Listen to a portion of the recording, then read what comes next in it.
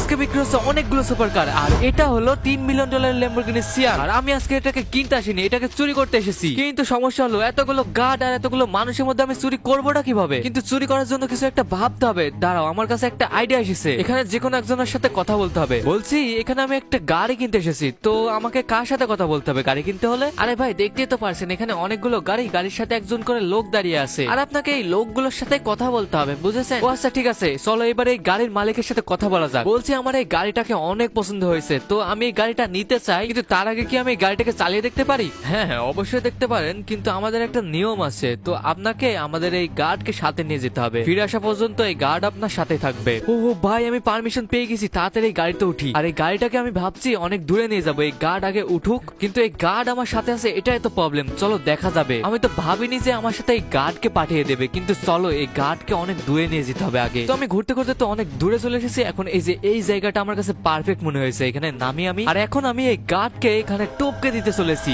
আর এই তো এই গার্ড শেষ। এখন আমাকে তাড়াতাড়ি এই গাড়ি নিয়ে এখান থেকে পালাতে হবে। ও ভাই, আমি $3 মিলিয়ন গাড়ি পেয়ে গেছি।